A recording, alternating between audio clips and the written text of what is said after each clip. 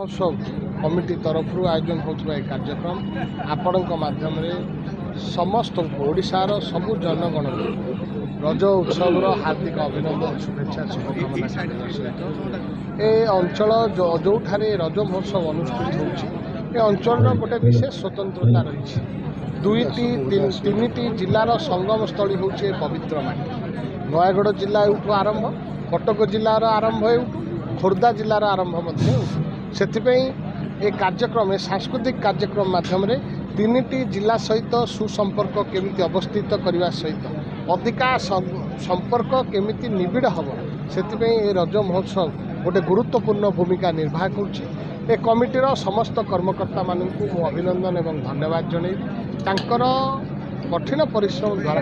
ये कार्यक्रम सफल भाव आयोजन कर चतुर्थ वर्ष ये कार्यक्रम पदार्पण कर कार्यक्रम अनुष्ठान केमती सताई हम ये माँ कोशलाशुणी निकट डॉक्टर गणेश्वर स्वाई आज आंचलिक रज महोत्सव अत्यंत वर्णाढ़ परिवेश पालन कराई कलापथर धलापथर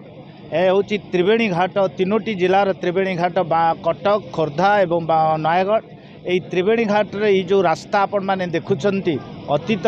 आपणकर Baideshwar was the gateway of western Odisha पश्चिम ओडिशार द्वार हूँ बैदेश्वर पश्चिम ओडिशावासी मैंने यही बाट दे जगन्नाथ दर्शन करने को जाती पश्चिम ओडिशार हूँ कोशल राज्य से इष्टदेवी माँ कोशलाशुणी ये अंचल प्रतिष्ठित एतद व्यतीत रजर मुख्य पर्व हूँ पान पोड़पिठा एवं दोली जगन्नाथ सर्वस्व ओडिया जाति जगन्नाथंकर प्रिय पिठा पोड़पिठा हो पोड़पिठा खिया जाए महाप्रभु वर्ष को 2 थर दोली रे झुलंती एवं से दोली हूँ झुलन एवं दोल गोविंद हिसाब से दोल पूर्णमी दिन एवं पान 108 खंड पान पर डे महाप्रभु जगन्नाथ पाखे नैवेद्य हुए पान हूँ देव दुर्लभ द्रव्य से ये पर्व हूँ आनंदर पर्व आनंद बांटिबार पर्व कृषिभित्तिक पर्व एवं महाप्रभु जगन्नाथंकर निजस्व पर्व।